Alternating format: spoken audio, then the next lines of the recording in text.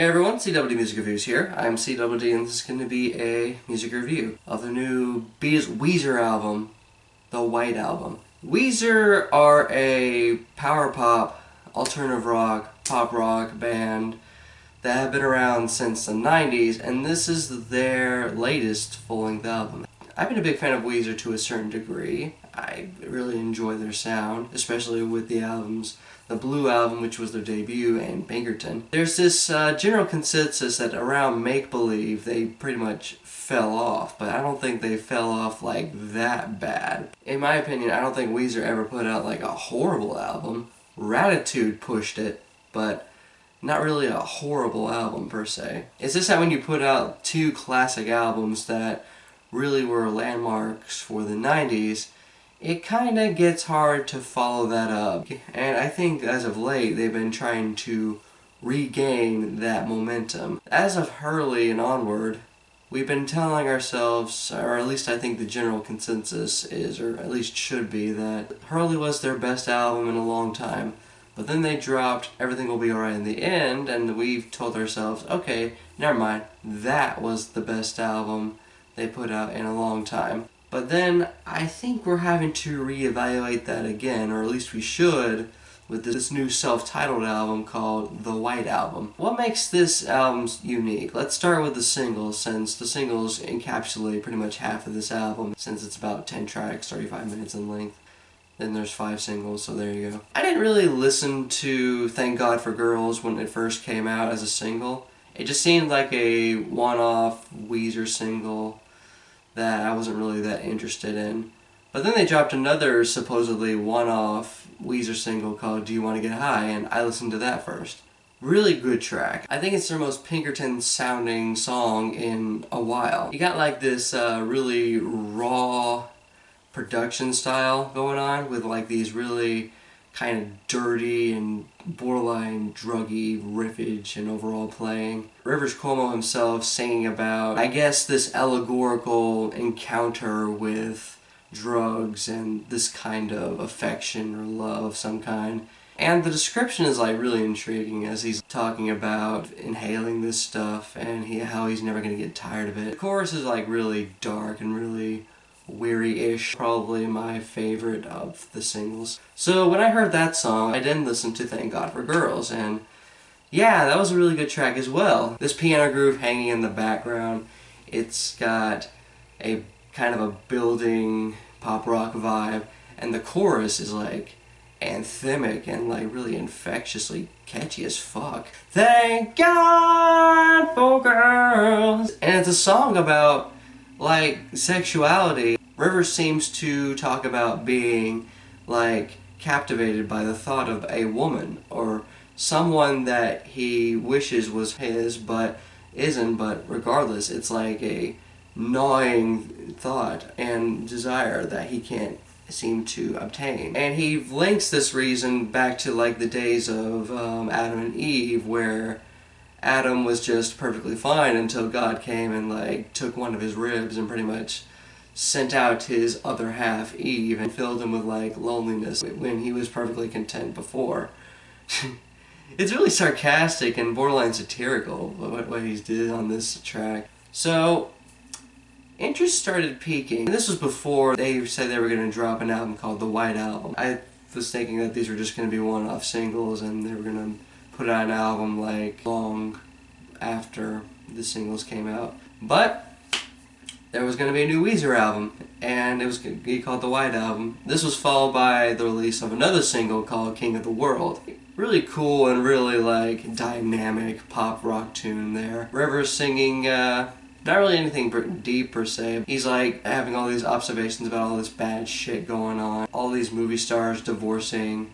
America dropped an atom bomb on Nagasaki, and he's talking about how if he was king of the world, he would alleviate all the sorrows of this one woman. But this seemed to be centered on this one particular Japanese woman, which I assume is his wife. But it's a really cool track. I especially love how, once again, anthemic and catchy the chorus is. And they dropped another single called LA Girls, which is their most Blue Album sounding song in a while. Got this layers of riffage going on that reminds me of Holiday. Rivers himself is singing particularly well over this instrumental. There's like a dynamic break where it gets soft before it just like builds and builds particularly well once again. I like the solo on this track. It's a surprisingly good track. It's grown on me. I didn't initially love it as much as I do, but it's a grower. Especially the last single, which is also the opening track of the album, California Kids. Like every single preceding this one, California Kids is really sunny. It really sounds like you'd be on the beach listening to this track.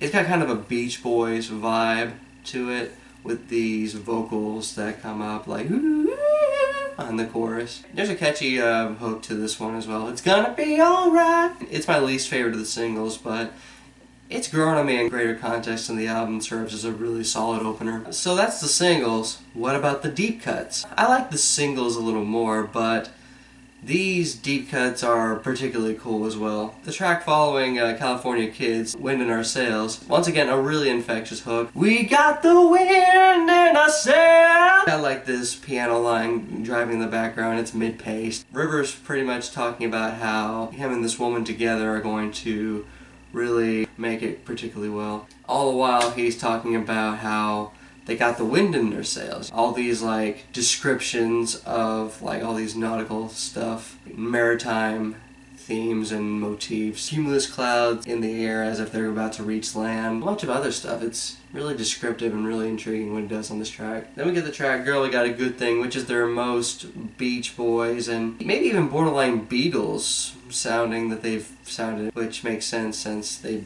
are definitely going for a more sunny and popish Californian sound. The Beatles were ever from California. There's some nice sleigh bell going on in the background. There's like a rhythm change in the middle of the track. The vocals get more impassioned. It's kind of random, but it works, certainly. Summer Lane and Drunk Dory, it's one of the more straightforward pop rock tunes. I just wish the lyrics were more intriguing, as well as like the hook was a bit more interesting, but it's still a likable track. The only track I'm really not that fond of is Jacked Up. I mean, I like the piano line. The instrumental is like one of the more straightforward tracks, but the vocals on the hook are just so off. Not that Rivers is a bad singer or anything. I think he's like one of the better singers in this pop rock realm. But this falsetto is either just sharp in its own, or it's just not mixed all that well. It just doesn't sound pleasant to me. But other than that, it's a decent track. It's just not one that I'm that fond of. But the closing track, Endless Bummer, it's, I think, a really great closer. It starts off as this acoustic kind of campfire on the beach kind of song. Kind of about introspection. There was a time when he wishes the summer would just end. Probably my favorite line on the entire track comes up where he says, she's too fast for me because he counts his steps since he has OCD. But eventually around like after the middle of the track, it builds and then it goes into this really climactic electric guitar solo that I enjoy quite a bit. The instrumental gets really wild and then really visceral. It climaxes well, and that's all I could ever ask for a really good closing track. Overall, I really enjoy this album a lot.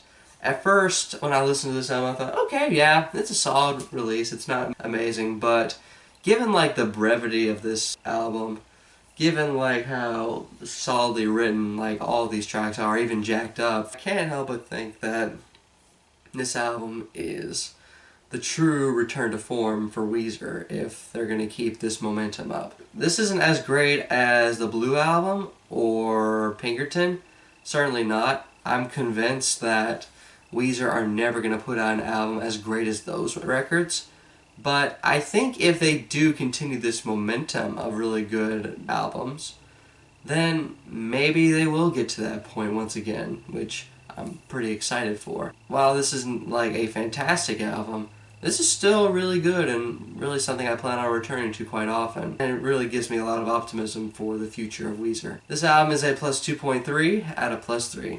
If you're a big Weezer fan already, there's no reason you shouldn't check this out. If you're a Weezer skeptic, give this a try anyway. You might be persuaded otherwise. But if you have given this album a listen, what did you think of it? Did you like this album? Did you dislike this album? What was your reasoning for that? And what should I consider listening to and reviewing next? This is CW Music Reviews here, signing off.